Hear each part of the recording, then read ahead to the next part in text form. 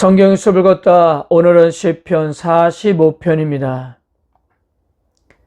시편 45편은 7편의 메시아 시편들 중 하나로 왕이신 메시아의 영광과 위엄, 그리고 신부된 하나님 백성의 천국 혼인잔치를 예표하고 있습니다. 아울러 왕과 왕후의 결혼을 축하하는 결혼 노래 혹은 사랑의 노래로 불리기도 합니다. 표제에서 인도자를 따라 소사님에 맞춘 것이라고 했는데요. 소사님 단어 자체는 백합을 가리키지만 정작 노래에서 이런 표현이 의미하는 바가 무엇인지는 알지 못합니다. 측측하기로는 어떤 특정한 음조를 가리키는 음악 전문 용어로 보입니다. 어떤 특정한 음조를 가진 곡에 이런 이름을 붙인 것으로 보면 될 것인데요. 여기에 맞춘 노래는 시편 60편과 69편 그리고 80편도 있습니다. 1절에서 시인은 노래를 지은 이유를 밝히고 있는데요. 1절, 내 마음이 좋은 말로 왕을 위하여 지은 것을 말하리니 내 혀는 글솜씨가 뛰어난 서기관의 붓끝과 같도다. 미국에서 말씀 사역을 활발히 하시는 김세건 목사님은 1절을 이렇게 번역했습니다. 내 마음이 좋은 말로 흘러 넘친다. 내가 왕을 위해 글을 짓는다.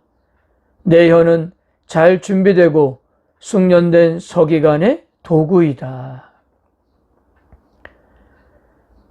즉 시인이 이 노래를 부르는 이유는 왕을 위하여 마음에서 우러나오는 것을 글에 담아 쓴다는 이야기인데요.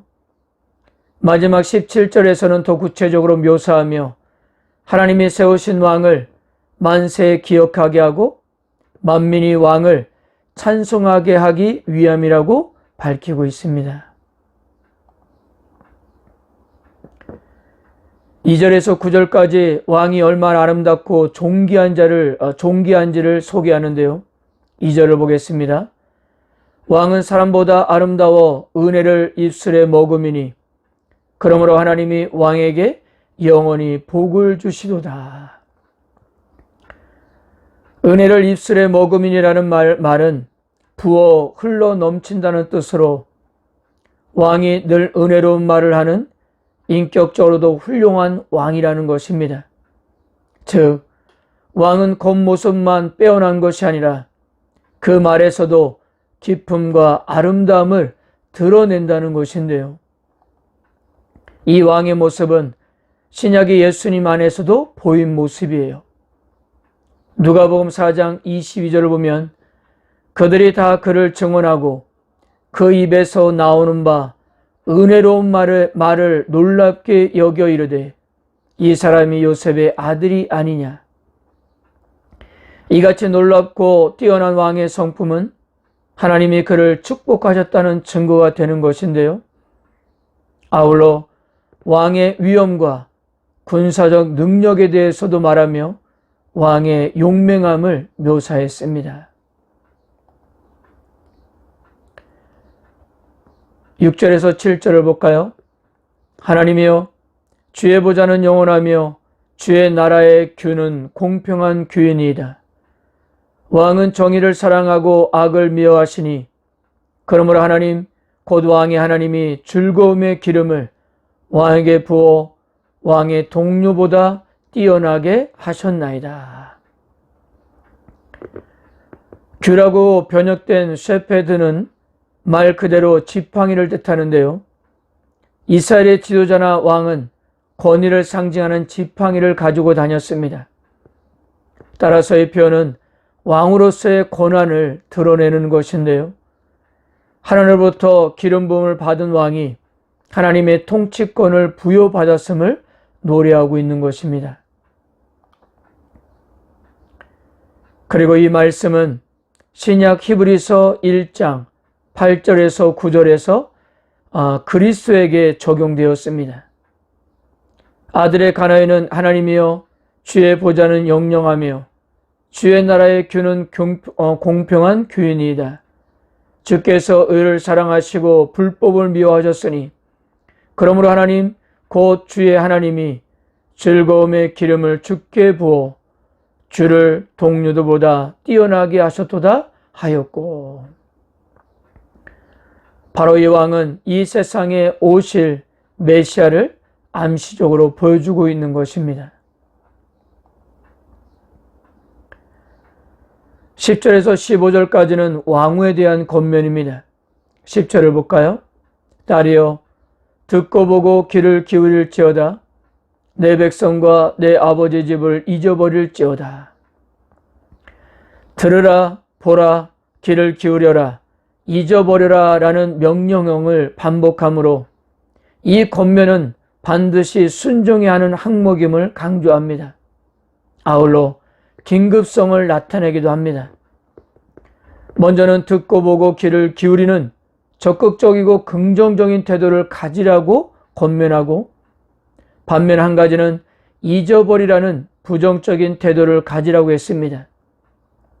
내 백성과 내 아버지의 집을 잊으라는 것은 기존 관계에 얽매이지 말고 왕의 신부로서 새로운 관계 속으로 들어갈 것을 촉구하고 있는 거예요.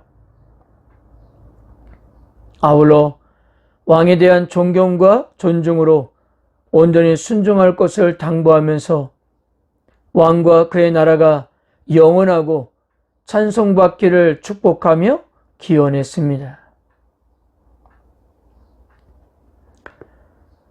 사랑하는 성도 여러분, 낸시 드크라이트의 왈포드라는 학자는 시편 45편에 대해서 이렇게 말했습니다.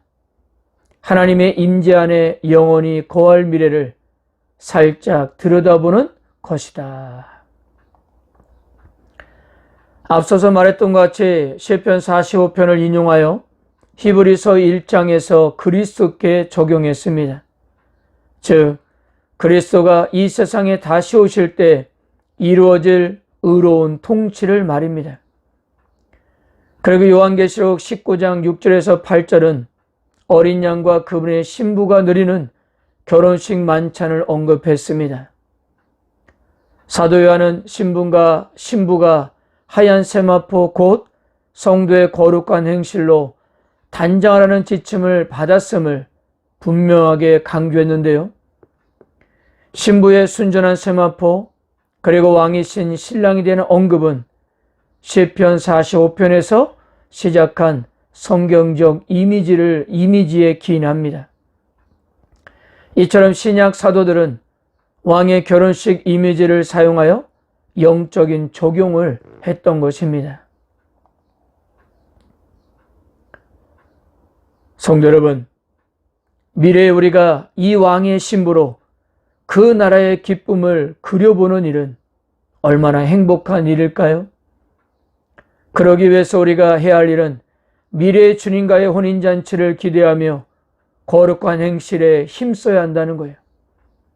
이 세상에서 구원받은 성도답게 땅의 지체를 죽이고 옛사람을 벗어버리고 신랑 되신 예수 그리스도만을 바라봐야 합니다. 예수님의 신부인 교회는 그날의 기쁨과 감격 속에 신랑이신 예수님을 맞이할 것이고 그 나라의 영광에 동참하게 될 것입니다. 그날을 소망하며 순결한 신부로 살아가는 성도 여러분들이 되시기를 바랍니다. 아멘.